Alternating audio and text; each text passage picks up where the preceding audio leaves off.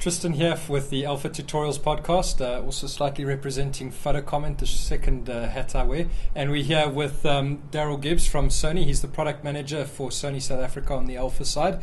We're going to chat to him a little bit about some of the new announcements that were made 2 days ago. We've been here at Sun City looking at the launch of these cameras that they've had for their dealers, and we thought we'd just steal some of his time to find out a little bit more about the Alpha moving forward, what they see as the vision for Alpha, and get some hands-on with some of the other products that we've seen here. So, Darryl, welcome. Thanks very much for joining us. Thanks, Tristan. Thanks for having me. First thing I wanted to ask you about, is I see you've got this very, very nice little adapter, and there's not a lot being said about this at the moment. Yeah. You want to just tell us a little bit about what that is? And Well, this over here is our new NEX adapter. This is the LA-EA2. This is an upgrade from the previous adapter, which was the LA-EA1. The differences being that you can now have full face detection autofocus and essentially turn your NEX camera into a new SLT camera. So you get the full autofocus features. You can put on any alpha lens, whether or not it has a SAM or SSM drive motor in it. So essentially, on the loss adapter, if you had something like the 11 to 18 mm lens, that does not have a motor in it. So there was no autofocus whatsoever. Now, since this new adapter has an autofocus motor built in, you can actually now drive any lens that was an alpha lens on this adapter on your NEX. So you have full functionality as if it were an SLT on your NEX, giving you then for the benefits of compact camera and high frame rates and high focus rates. Great. Well, that's very, very exciting.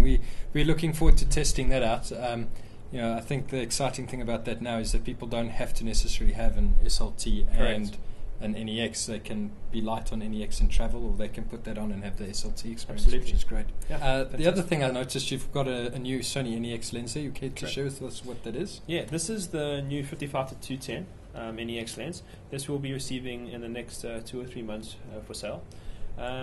Essentially speaking, up until now, the one shortcoming with NEX was that we only had one zoom lens, which is the 18 to 200 mm lens, which it was fairly bulky and fairly expensive.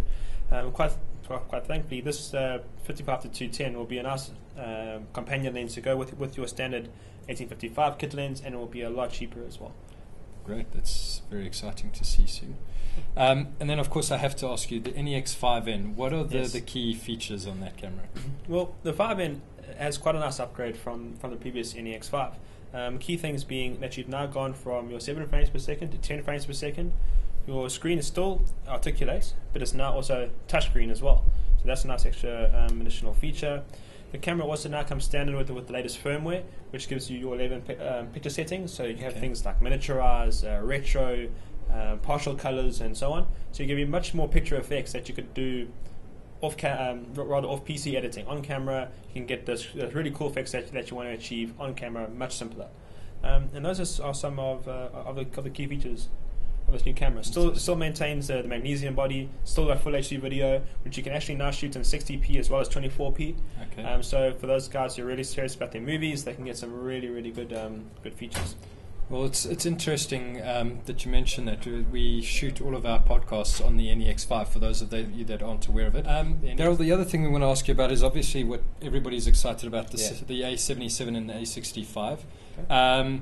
Perhaps the A65 has been a little bit overshadowed by the A77. Could you take us through what are the differences between the two? I mean, they share the same sensor, they share the same viewfinder. Correct. What really sets the two apart? Sure. Okay. Well, one of the first main features that are better on the A77 is that you've got full dust and moisture sealing on the camera.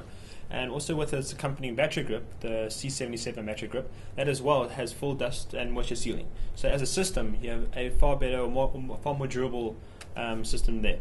The actual body construction on the C77 is fully magnesium, which is quite nice and strong, also giving you a lighter camera. Additionally, the screens. On the A65, you have got a screen that just has essentially two-way motion. Out, flicks around, back in again. Now, Tristan, if you can just show everyone, on the 77, you have full three-way motion. So you can essentially put your screen in any direction you so choose, and therefore have really good functionality in terms of your composing. The other difference as well is that this new camera has a top LCD screen, so one can actually just see the ISO settings and what have you on the top as readily available as they need to. And lastly, this camera, the A77, has 12 frames per second, versus the 10 frames per second on a 65, which you guys are doing birding or sporting, photography, something of that nature. It's really good, really high frame rates at full 24 megapixels, and that's just fantastic. The last thing as well, the A77 also will now be shipped as either in a body-only form, also with new kit lens, as I think Tristan mentioned to you guys previously on a previous podcast. It's a new 16 to 50mm f2.8 right the way through the lens, which is a fantastic accompanying lens to go with the A77. That's fantastic. Yeah, we really enjoy the camera. We're going to be bringing you a full review. As we've mentioned, it's we weren't allowed to share anything on the pre-production sample. It wasn't quite up to scratch yet in some areas. They've just installed new firmware on these, and we'll be able to give you some samples and a full review in the next coming week or two. And we're really looking forward to being able to do that. Darryl, I guess the key thing for us then is, moving forward, what is the Sony range looking like at the moment? There's been some talk, some people have mentioned, the 65 is now the entry-level camera. What is the actual Sony range so that people can know exactly what we're looking at? The current Sony range will now consist of entry-level camera of the A35. The A55 is still going to be maintaining for the next couple of months. Your next camera up, which now going into to sort of a mid-range camera, is your A65, followed by your A77, and our A900 will still be our flagship full-frame DSLR camera. Okay, fantastic. Well, guys, I think that's pretty much it from our side. Thanks for your time, Darryl. We really appreciate it. How was the launch? You happy with the way things went? Yeah, it was very, very good. Thanks to yourself for assisting us. But it was very good to have our dealers out to actually engage with new products and new technology, and the feedback has been awesome. And we trust that it'll go forward into the stores, and you guys will be able to find these cameras in your stores and purchase them and then experience the great technology that Sony is now bringing to the fore. Thank you very much. Appreciate it, guys. Until next time, we hope to be able to chat a little bit more about the cameras and go hands-on. And keep well. We'll see you soon.